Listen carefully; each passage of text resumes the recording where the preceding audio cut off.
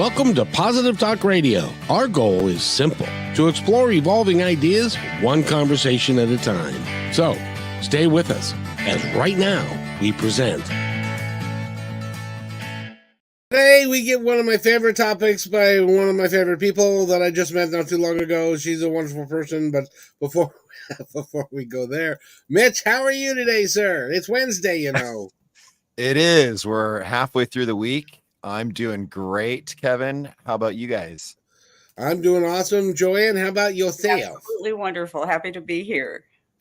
Well, we are happy to have you here because we've got a lot to talk about during this hour, and I hope everybody stays with us. We're going to talk about, first of all, I want to make sure everybody knows that you can get her book, which is called Soulful Work 2.0, and you can get that through Amazon and other major sellers. By the way, I don't have your website. Is there a website that we have? It's a minute away from coming live. I had a large website for a long time, and a company in Australia, the hosting company, disappeared with the website. So we're in construction, but it will be done soon. In the meantime, I could be found on LinkedIn. Oh, very good. So, and is it just Joanne T-R? Joanne Triner. Joanne, Triner. Correct. Oh, very, very good. Well, if somebody wants to contact you, they can do that, or they can go to Amazon and pick up Soulful Work 2.0. How long has the book been out now? August 1, 2023. So it's quite new. Oh, very nice. And I know that you're in the middle of what they call a public relations tour. Yes, comes with a boatload of work, but all fun, all good problems to have. Yes, I know. Are you also doing some book signings that we need people to be aware of? There will be one coming up. I haven't been told the location yet. It's somewhere in the Columbus, Ohio area. Oh, very good. So you're in Ohio. I am. Columbus, Ohio, actually close to Ohio State University. Oh, they're the Buckeyes. Very nice. Right. Very nice. Mitch, I'm a lot older than you, so I've been a Seahawk fan a lot older than you. Do you know who Kurt Warner, the running back, was a Buckeye, I believe. Uh-oh. Mitch, as will happen sometimes, Mitch got frozen. So we will carry on, and he will be back here shortly, I'm sure. So, Joanne, tell us about the book. What made you write it, and how long has it been in process? Thank you for asking. It's been in process for a lifetime, and it happens quite organically. As a young woman, I was an A student in a Catholic school and prompted by my teachers to enter a convent. So along with 30 other women, I did. And for the term of 6 years, I was there. After 6 years, you're free to leave if you wish. And many of us did at the time. I was one of them that did. And so I went from this mission-driven culture to a money-driven culture. And it was culture shock. I just had to stand back and ask, is this how it is? Is this chaotic, cutthroat, competitive world really making sense for anybody? Are we having fun here? It was rather, it just left an impression on me that stayed. And then, of course, after about 3 or 4 years, I went into the educational arena. And there, I had many leadership roles, but my last one was a principal in a community, a large educational community. So I was there for 14 years, and I had already done my dissertation on this topic. So I was looking through this second set of lenses at everything I saw: kids working hard, teachers working very hard, speech and hearing therapists, psychologists, the people who were cleaning the building or serving food, and then parents coming in from all corners of the working world in the community of Columbus, from the hospital, some were nurses, their companies, and they would all tell me about their day. And I was just a sponge soaking up their experiences and looking at this whole work culture and saying, this is very duty driven, but maybe not so love driven. Where's the love element in the work that we're doing? The nurses would say, I never got into it for this, not for paperwork. I got in it for the people work. And it's shifted from much of what, I thought when I was going into nursing. And, some of the dads were firefighters, police officers, every walk of life, really. So it was a lifelong study of this world of work where people are just not enjoying themselves. Their quality of life was curiously low. And it was especially the teachers that I was fascinated with, who taught me everything I know, really. I asked, why do we hire the brightest and the best? And they work so hard, and yet the quality of their lives is curiously low. What's missing? So, I learned from that we have to look more at our own callings and the way we do things and give it a radical rethink. We all get up in the morning, we all get dressed, we all go to work. And many now are even dropping out because they've seen generations lay their lives down at the feet of an employer only to come away disenchanted, unhappy, and maybe all not that much rewarded. So, we thinking about the human race, we are greatly gifted. I think that human resources are the greatest resource on planet Earth. We're the humans who can self-reflect, and we have dominion over the earth. But some days it feels like the earth has dominion over us. That's so true. We're the slave people who are, doing all of this hard work, but not deriving the inner joy. So in my research, especially in my dissertation, I studied quality of life in the workplace around the world. William Uchi in Japan was developing the quality circles and saying people closest to the job know most about the job. And that was very interesting. Maybe autocratic governance was not the best thing for the time, and we soon learned that lesson. The research goes deep, and the dissertation has been on the shelf for many, many years. But bottom line, we just went through the Great Resignation, the Great Reshuffle, the Quiet Quit, and we saw all of these hardworking people opting out because it was just too much, too intense, and the love was lost.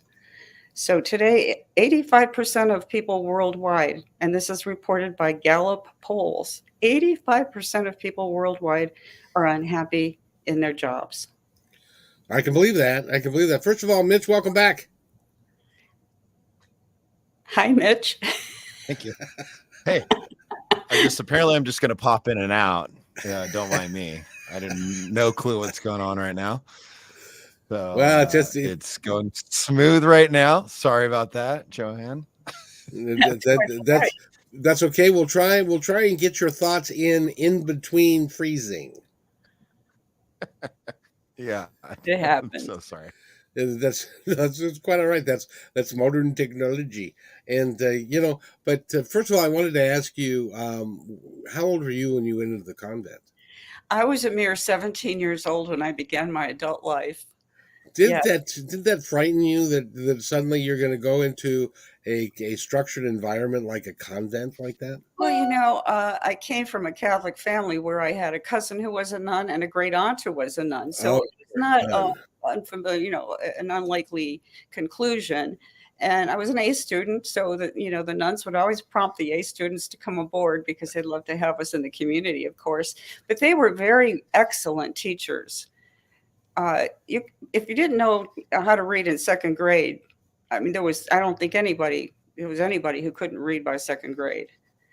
And they were loving and taught us more than reading, writing, and arithmetic, how to keep house, how to water the plants. Each one of us had there's a little community where each one of us had a little job. And so, you knew how to use a broom, you knew how to use the electric, what are these machines that polish the floors. We did all kinds of things. A floor polisher.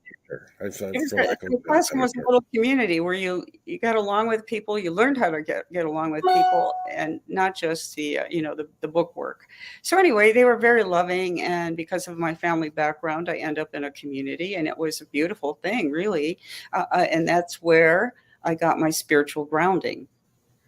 Yeah. You Well, know, and it makes total sense that would happen for you. Now, I know a little bit about our friend Mitch here, and I really admire him because he is not going down the road of corporate America.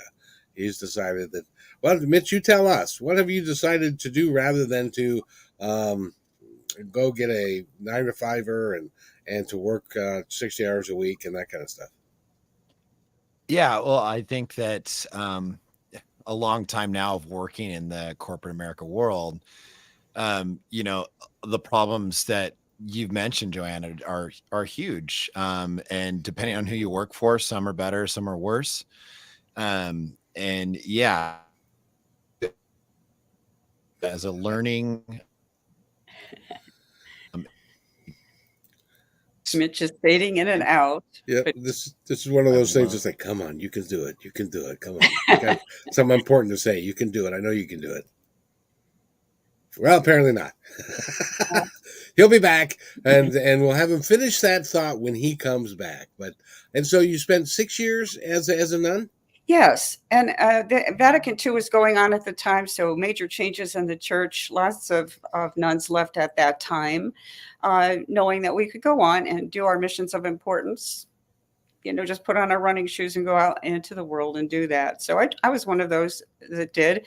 And, even to this day, all of us Zoom with each other. It was through COVID that we started to reconnect after many, many decades.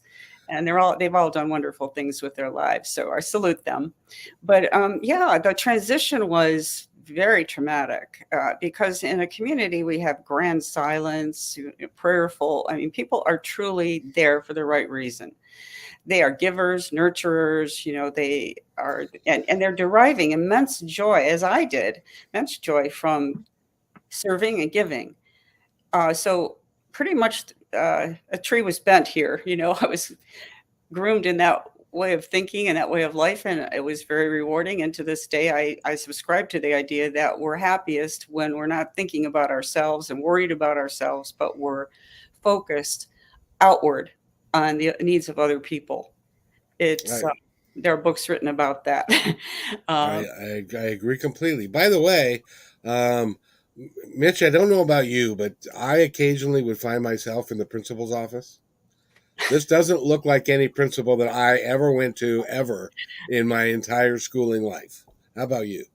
I didn't go into the principal's office very often. I think I got detention one time in my whole childhood, and it was in elementary school, and that was about it. So I didn't have a lot, unfortunately, and I'm being honest. I did not have a lot of experience dealing with that. But I mean, I've heard stories, and I had friends that spent a lot of time there. well, we don't bite, and I never in 14 years I never had a bad kid. We had mistakes made, and we had lots of learning experiences. But we had a school where people actually wanted to come in. Kids would come in when they were sick. They would pretend they're not sick because they wanted to be there. They wanted to be part of the happenings of each day. And I was very proud of that staff and very proud of that experience. And those kids, those teachers, the whole staff taught me a great deal. And I forever will be indebted to them. And, of course, it's because I had the dissertation work behind me that I was able to see into, not just see surface, but see into each person. One of the things we did to make it more soulful was appreciative evaluations. You know, company evaluations, I call it the relentless pursuit of imperfection. Yes, that's Why true. are we always looking for the minus sign? So I was always on inquiry, and I was always, behind the bush, so to speak, along this corridor, in a doorway, observing what people did best. And each person had a flair for something that the other person did not. So when evaluation time came, and I'm a writer, so I would write pages and pages for each person, highlighting the things that I noticed. Some had a way with parents, especially hostile parents. They just had a way of making everything okay. There were just so many different qualities about them, and they were all different. Every person brought something very, very special to the role. And sometimes in reading their evaluations in my office, occasionally you would see a tear, and you'd have a silence and someone say, "You noticed? This is the first time anybody has ever told me that I have these strengths or noticed that I have these strengths." And it meant a great deal to them. And it created a great bond between us and a great loyalty. There was a closeness and a feeling that we were all on one team. And when we do the opposite, when we pick out people's imperfections and write that down or throw that across the table during an evaluation, I think that people leave downhearted and depressed, low energy. You might find gossiping after that or people crying on each other's shoulders. What does that do for anyone? Certainly if there's a serious problem, and we had some, that's a whole different matter. That's a sit down situation where do lay out something that might be ultra serious. But generally, the annual eval should, I think, contain a lot of what energizes people, what makes them want to come to work the next day and do even better and do even more. And it's very, very simple. I'll take it even one step further. There are companies that a manager will write a evaluation, and they are judged on the numbers of creative ways to tell people that they're not doing good enough in their jobs, rather than to praise them and talk to them about that. I've been subject to that. Mitch, have you ever been subject to a review where they tried to come up with, "You're doing a fine job. Obviously, you're a good student. You must have been a good employee as well," and then they find a way to bring out the thing that you did maybe 3 Wednesdays ago at 2:30 in the afternoon that they're now saying, you really shouldn't do that. So, you know what I mean? Oh no, 100%. And I've had that in so many different positions, and the big thing too with a lot of this too that I wanted to make mention is that everybody too, communication is so different for different people. I used to manage a bunch of retail cell phone locations. I was a manager, and I know my biggest struggle when I first started in management was I used to communicate and do these evaluations, and I used to do, somewhat of an evaluation daily before somebody would start their day to let them, to go over where their month performance was and try to always keep that micro awareness. And in the beginning, I used to communicate to all of the employees the way that I like to be communicated to. And I learned that doesn't work. And, you have these different categories. I was, basically put into numbers perspective.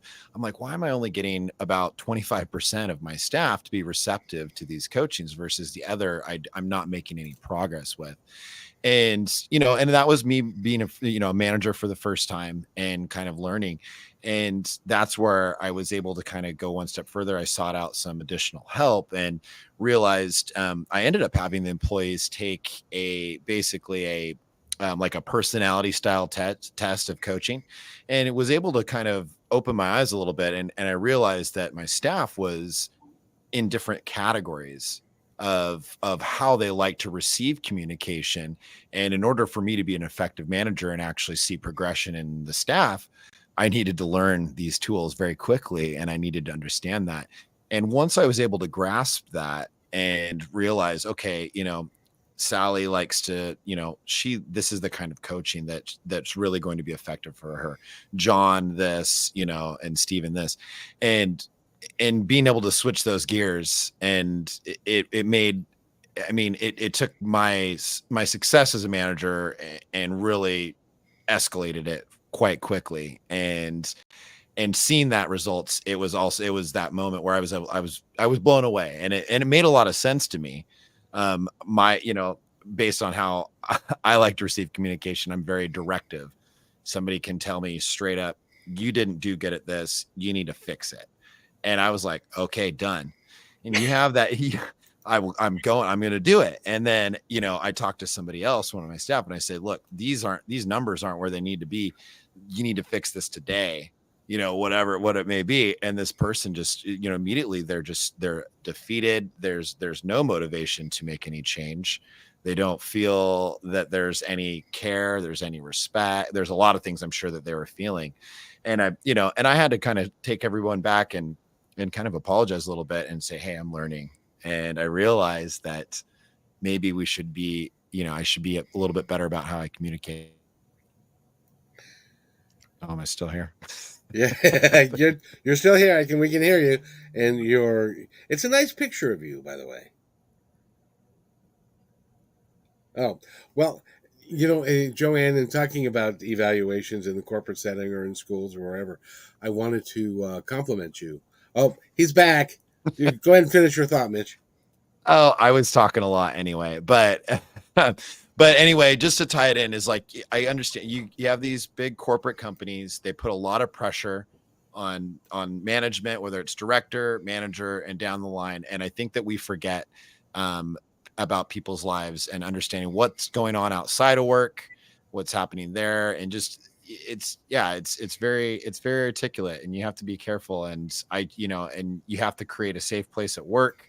And people aren't going to work very hard for you when they don't feel that you're there for them and that you actually care about, what they're doing and the work that they're doing for you. And if they constantly feel defeated, why eventually they're going to get burnt out. Eventually they're going to quit there, and you're not going to do good at your job. It's really just, it causes a big snowball effect of just disappointment for everybody.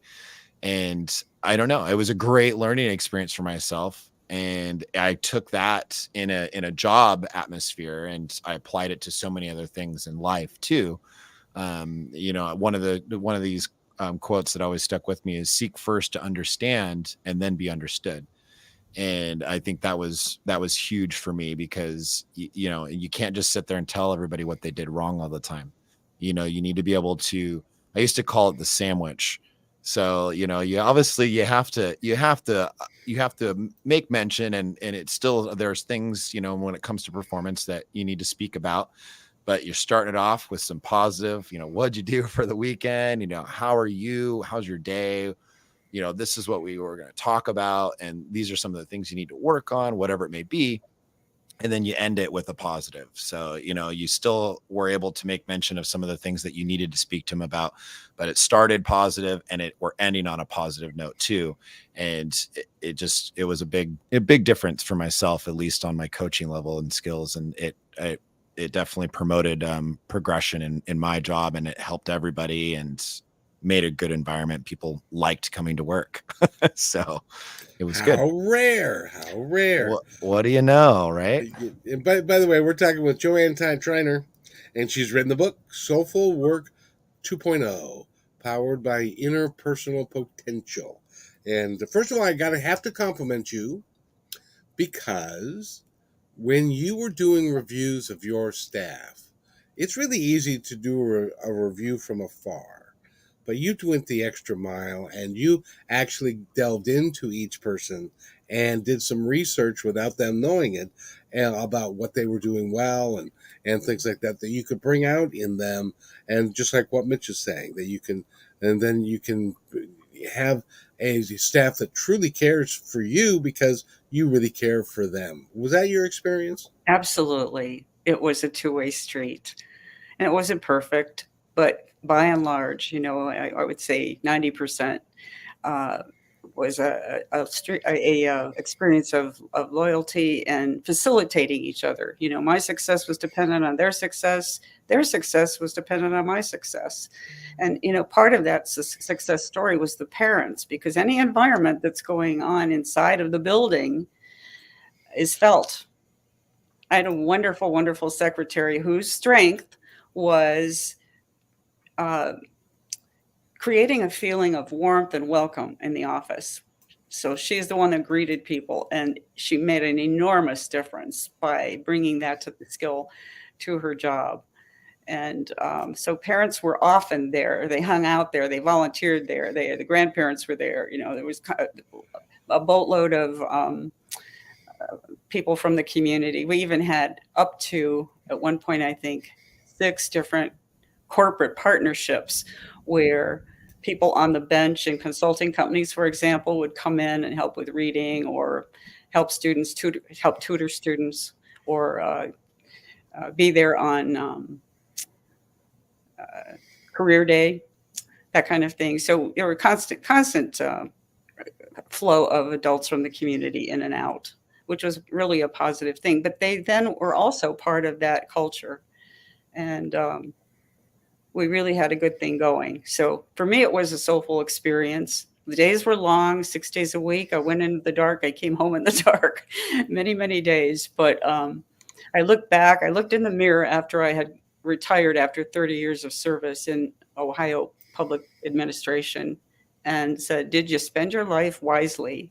And I said, "Yes, yes, but I'm not finished. This is only the beginning, because how can one not take that precious information and experience and not share it?" Mitch just, talked about the one thing he did that was, so giving to his staff, that he personalized the way that he communicated. What is soulful work? It's not a one bullet fixes all. It's this skill and the next one and the next one, that imbues the workplace with a personal touch, with love, with compassion, with realizing we're dealing with humans here who are not perfect. Oh, some people think they are. Well, I always say humans are delightfully full of flaws, because if you want perfection, you've got to take AI, and I'm not sure you always want to. That's also true. It is, as Mitch was saying, there's so many diverse personalities in the workplace and things. Now, how long have you been retired? I finished 30 years well, I had 6 years in the community and 30 years of service in the public school in Ohio public administration. So it was 2002. I've been doing this since then. I wrote the first version of this book about 10 years ago, 392 pages. And it Oh, was wow. dense. It was dense. And I did not publish it. I was not able to publish it at the time. And it just sat there. And as life goes on, I had my website going for sure, and it was a growing thing. We had conversation going. Eventually, I made contact with Dr. Stephen G. Post, who is professor at Stony Brook University. It's the Renaissance Center for Compassion in Medicine, and there they teach up-and-coming physicians how to practice with love and compassion. So it's a very special program. And Stephen Post is also the president of the Institute for Research on Unlimited Love. It was Oh, funded by Sir John Templeton of the Templeton Funds. And it's there to explore the great questions. Why are we here? What is the purpose of life? How do we add love and compassion into the world and make sense of all of this?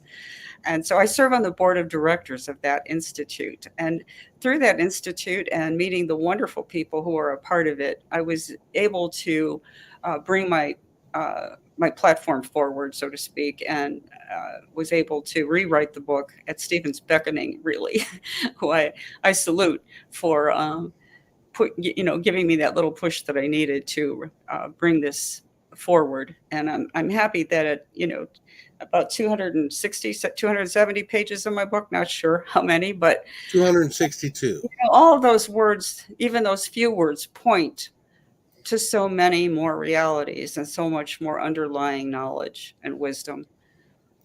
Exactly. I call it genre of wisdom lit for the workplace, because we need more wisdom. We don't need more information. We have all that training and all that information, but it's not making us happier. Well, Joanne, I got to ask you, because you made the statement, so I have to follow up with it. Why are we really here? We're here to put our minds and hearts in service to each other.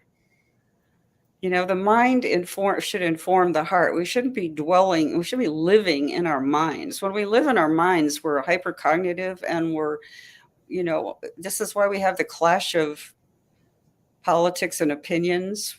If we live in our heads, we're bound to disagree, because as many people walking the earth, we have a different thought every day. Sometimes our opinions change day to day. But if we drop down to our heart space where we actually know things, we're not in conflict. It's a place of peace. It's a place where we can understand that people who may be hostile or acting out or have lost their way are human beings just like us who may have not had the best upbringing, who may have had came upon some hard times, maybe made a wrong turn. We're all struggling. No one's better than the next. Here we are. But right now, we're two world wars going on, two wars going on in two different parts of the world. And, think about why. Why? It's our heady self that brings us into a place of conflict. And we really, as we awaken, we come to a place of a change of mind, and then maybe a change of heart, really. There's a word in the Greeks had metanoia, and it's a huge word. The word metanoia means a dramatic, transformative change of heart. Not just changing our minds, but a change of heart, that we look at each other differently. Now, what brings that about? Usually, sadly, pain and suffering. And I would hate to think that we need to suffer more or endure more pain to awaken and change our hearts. But I think as we look around, you read the newspapers every day, and you're on podcasts of all kinds talking about how we're in a advanced state of integration as a society. Things are just not working out so well. And if we keep thinking into it, I think we'll be more and more in conflict. Whereas if we take a moment to, take a deep breath and say, wait a minute, are we just our heads? Because AI is going to show us what it means to be human. And I'm sure of it. Because AI can do the work of our hands. AI can do the work of our heads. So what's left for us? To do the work of our hearts and souls. Do you know who? And Mitch, I'll bring you in here. Do you know who Gene Roddenberry was? I don't know. Joanne, I'm going to ask you. Do you know who Gene Roddenberry was? Roddenberry, no. He was a visionary, and he wrote a screenplay in '66 that became a television show called Star Trek. Okay. And he is considered science fiction, but if you look at his communicators, they're a flip phone that we have had, and now we're using computers and stuff. His vision was by the 23rd century, technology will be to the point where we don't have to work anymore. We will have machines that are doing replicators to feed us and things to take care of us and to clean our houses and to do all this. So that gives us an inordinate amount of time to do something.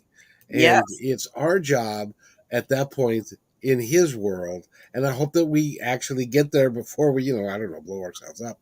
But in his world, you had the opportunity to be anything that you wanted to be.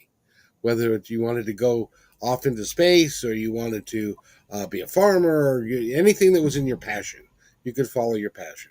And that, I think, plays a lot to what you talk about in your book is living the life that you truly wish to live.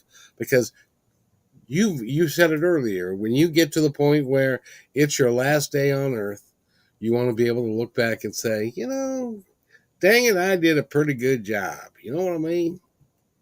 What do you think?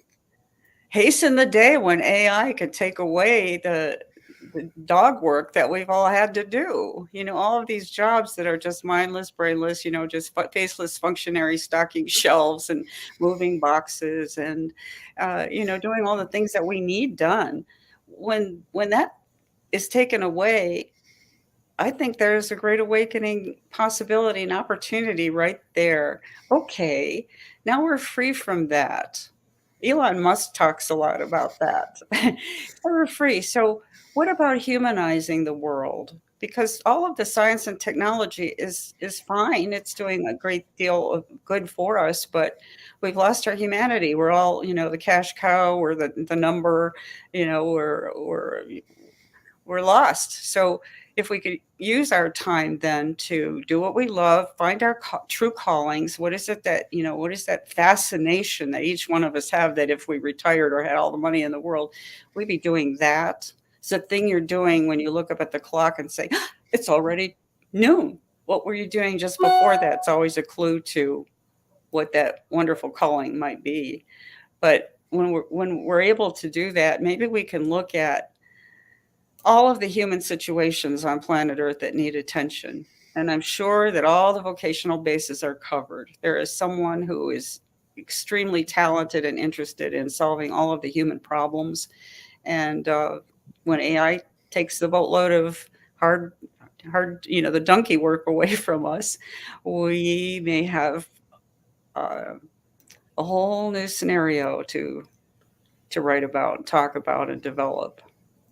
I really hope that that's true, because, I for one, I don't know about, I know he gets to go all over the place and do a bunch of different stuff, and he really enjoys, I think, I could be wrong, I haven't specifically asked him, but I think he enjoys getting up every morning and going and doing stuff and meeting cool people and doing what he does.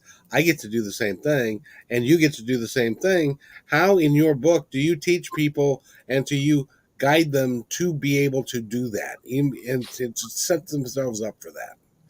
Setting them up for their true callings? Yes.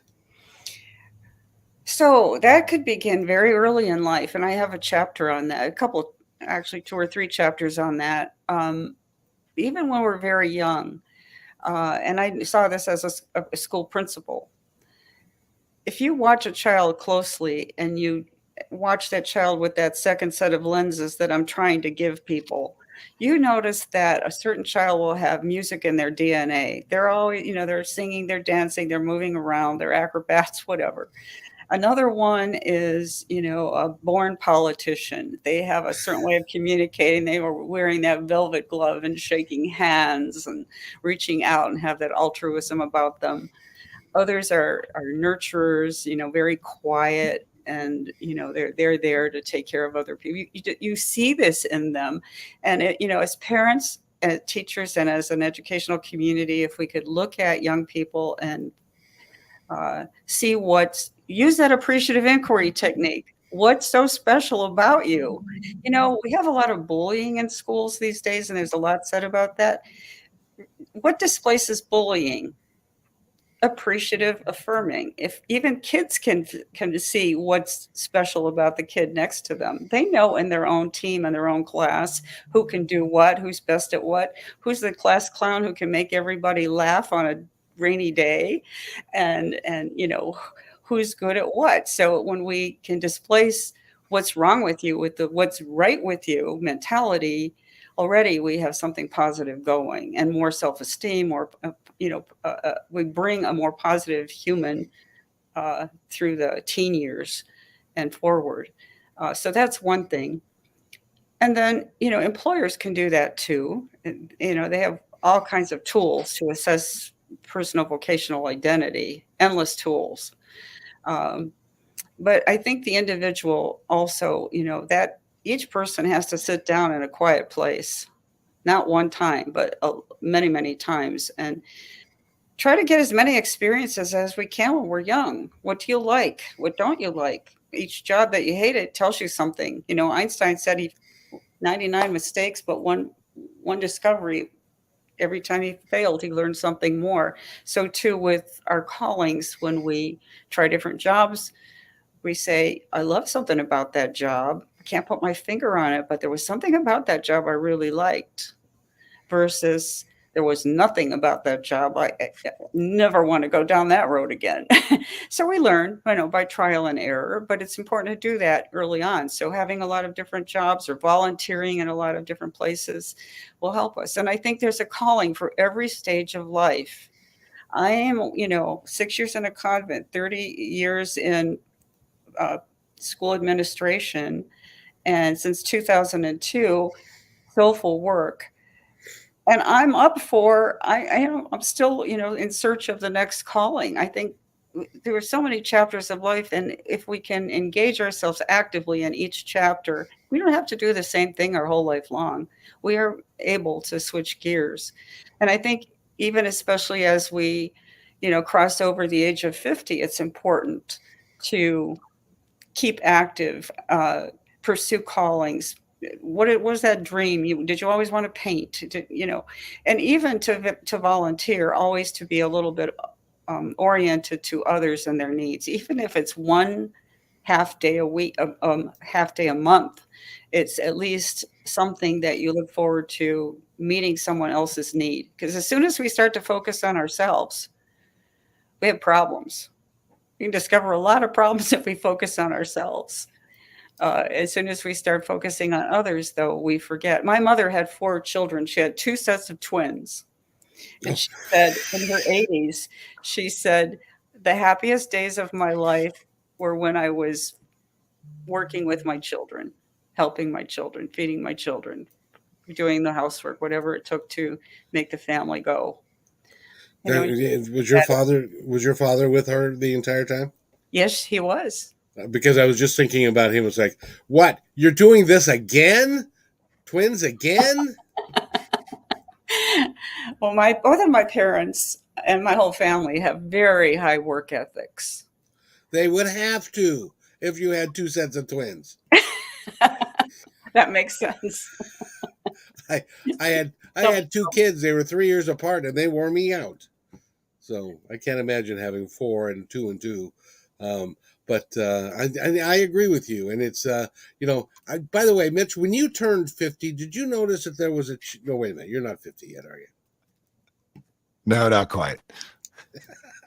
but there is a point in time when you need to reflect upon who you really are and really work to become that rather than what society tells you to do. And, we all have examples of that. My father was a perfect example of he worked for Nordstrom's for 30 years. He was an executive for them. And, but that wasn't what he wanted to do. He wanted to be a golf pro and have a pro shop on a country club golf course, which I think he would have loved, but he never did it. And I vowed that I would never do that. And so that's why I do this. So I can talk to people like Joanne Triner and bring to everybody her work, Soulful Work 2.0.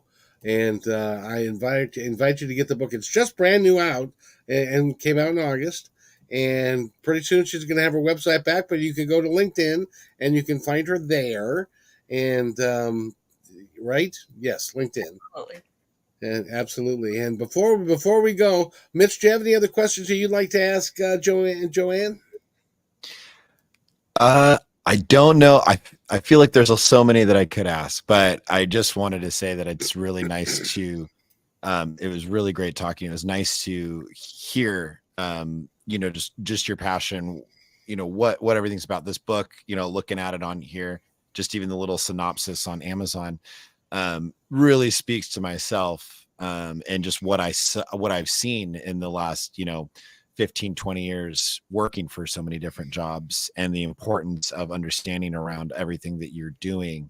I think sometimes people don't take that step back and really think about it. We get in this go mentality all the time. And it's not always the effective way. I'd see on here mentioned, global workplace 2022, employees who are not engaged and who are actively disengaged, they cost the world $7.8 trillion in lost productivity. And that's a mind-blowing number that actually has the ability to be changed and not be that way if we just maybe took a step back and maybe thought Yes. about the people that we had with, working for us, or whether it's in schooling or anything like that. I think work and life and balance is so key, and we forget that. And I'm really excited. I definitely want to look and get your book and read about it, because it's very something that I'm very interested in. And I love what you do, Joanne. Thank you. Mitch. Thank you so much. And thank you for your words of wisdom. Seek first to understand. Thank you. Beautiful. Yes, indeed. Well, that was beautiful, Miss. Thank you. And Joanne, we need to go, but before we go, I want you to take a moment and tell our audience anything that you would like them to know. Oh, so much wisdom comes with life. And, we are lifelong learners. And I'm very proud to have been able to learn so very much. And my heart's desire is just to share that wisdom for the workplace and grow it. We can't get there in, one day or 1 month or even in a year, but we pass on this wisdom and it grows by generation. So anything we can do, I'm now working with a group of entrepreneurs. Conscious entrepreneurship is a theme. And I'm working with a small group of conscious entrepreneurs who love the idea of soulful work and want to turn it into practice. So that's not just theory, it's not just pie in the sky talk, but it's actually the concrete deliverance of how we work day to day with each other and for each other. We don't work for the money, for the overlords, for the boss. We should be rightly working for each other, to serve each other, and to make the world a human place where we flourish from within. You know when this is all going to change, Joanne, is when the executives of major companies look at it and go, that makes a whole lot of sense. And then they put it into practice and their productivity goes up, their turnover goes down, people are smiling more at work, everybody has a great idea and they bring them to the great idea and stuff, and things change. And that's the only way things change, because then they'll find that doing it a new way adds profitability to the business. And entrepreneurs are not the bad guys. I think they bend over backwards and many of them do as much as they can do. I mean, if you think about Google as an employer and you think of all the benefits that employers are given, they're about the outer person benefits generally, the coffee shop, the lunch locations, the laundromat, and all the accoutrements that a person would like who works. But those are all external ways of adding quality of life to the workplace. But I write about the inside out angle. What can we do as far as even starting with personal vocational identity? Are you even in the right job so that you can flourish in it? Because if you're just doing it for the money, if you're just doing it for the notoriety, or because friends of yours happen to take the same major in college, then you're in trouble, because you won't stay with it, and you'll in the end, drop out, and things will not work out well. So even just that one thing among many. So the book is just full of avenues to think about as we try very hard to make the transition. Again, the name of the book is Soulful Work 2.0. And Joanne Triner has been our guest. And I want to thank you so much for being here. You're going to need to come back, and we're going to have to flush out this. I'm interested in the 7.8 trillion number, because I'll take some of that and I can make it happen, that our productivity goes up and the cost of doing business goes down, and because people are happier. And that's just good management. So, but thank you for being here. And thank you so much. And Mitch, it's always great to have you. And your internet held out near the end, which was great. It did. It finally figured it out. I don't know what's going on. So sorry about that again. But oh, don't, not a problem at all. And Joanne, if you wait right there, I'll be right back. Hey, thanks for enjoying this episode all the way to the end. Please give us a like and subscribe to this channel. This has been a production of PositiveTalkRadio.net. Please visit our website, oddly named PositiveTalkRadio.net, for more details about us and our mission, which is to provide great positive programming designed to inspire us all. I'm Kevin McDonald, and I'm proud of these shows, and I truly hope that you'll like them and share them with friends and family. So on behalf of our entire team, remember,